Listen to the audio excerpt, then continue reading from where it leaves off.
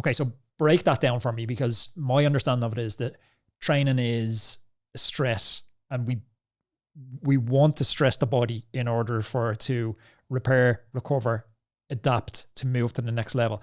If we overfuel with carbohydrates, we're somehow dampening the stress. Exactly. So the way in which you're dampening it, so you might still get the physical, the mechanical work done, right? It's the same mechanical work, whatever it is, 2 hours at 200, 250 watts, pick your numbers, right? So that's mechanical work that's very measurable. But by changing how much you're fueling during the session, that will change how much energetic stress is put on the muscle. You're changing the cost of the work almost? Exactly, yeah. Or you're changing the flux through the fuel tank, if you think about it.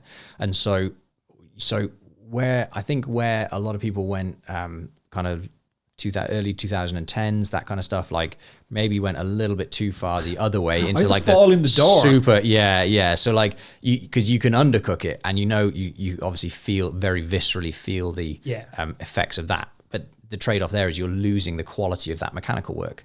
So what we're trying to do is find that balance point of sustaining good training quality, keeping that mechanical work that you're going to get done, but also creating the correct metabolic stress, so that energy stress inside the muscles, because that's a really potent driver of adaptation. Just when people thought fueling was getting easy. Exactly. Hey, let's all got simpler, guys. Don't worry about it. So we need to think about it now in terms of there's strategic reasons to underfuel, overfuel, and optimally fuel. How do you think about when to employ each of these strategies? Sure. I think that maybe this is a challenging piece, right? Because I think semantically, strategically underfueling just doesn't sound, I don't know, there's something that I cognitively struggle with that a little bit, but I know what you mean.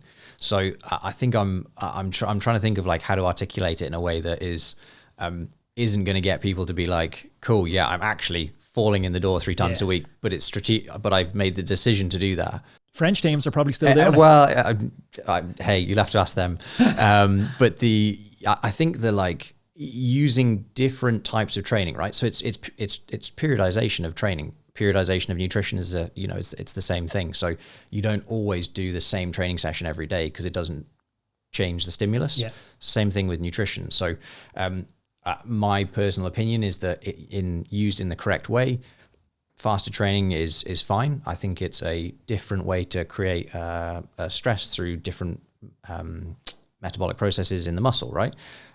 That's not for everybody. Certainly wouldn't recommend long periods of fasted training for younger athletes, et cetera, et cetera. Anyone who's at low energy risk, for example, maybe not for them, or use it cautiously, fine. But I think I think it has a strategic use in a training period, right? Equally, going and doing a training session where you're very highly fueled and you fuel well during it has a different goal. It's a completely different goal, right? You're not going to go out and do VO2 efforts like, maybe you will fasted first thing in the morning if it just fits in with your lifestyle, but maybe you've had a big carb dinner the night before. But generally speaking, you'd want to go into those VO2 efforts well fueled, carbed up. But maybe if you're doing low and slow, that's fine to do fasted. So maybe that answers my next question. Would you think about it in terms of the glycemic demand of the session? So if I'm doing the stuff that just feels like it's actually viscerally ripping the glycogen out my muscles. Like last night, I went out and done 12 1-kilometer efforts with 1 minute gaps in them. You can feel that high glycogen demand in that session, as opposed to I'll go on the Sunday spin with the roadman. We've had podcast meetup sessions on Sundays. We'll cruise 90 minutes to the calf, have some food in the calf, cruise 90 minutes home. I don't feel like there's a high glycogen demand of that session. Is that a lens we could think about it through? Thinking about what is the glycogen demand of each of these sessions? Exactly. A really nice way to think about it. Of the 2 sessions you described, I know which one I prefer to do. So, but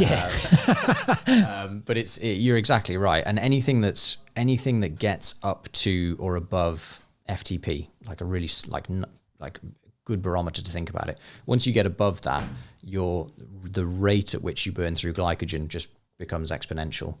So you really can rip through it pretty quickly. So it's a good way to think about it, definitely. This episode today has been supported by BIKMO Cycle Insurance. Insure your ride with BIKMO today and they'll donate £10 to Trash Free Trails to support their work in protecting our planet. Head to BIKMO, BIKMO.com and use the code ROADMAN to get covered and support our wild spaces. Terms apply.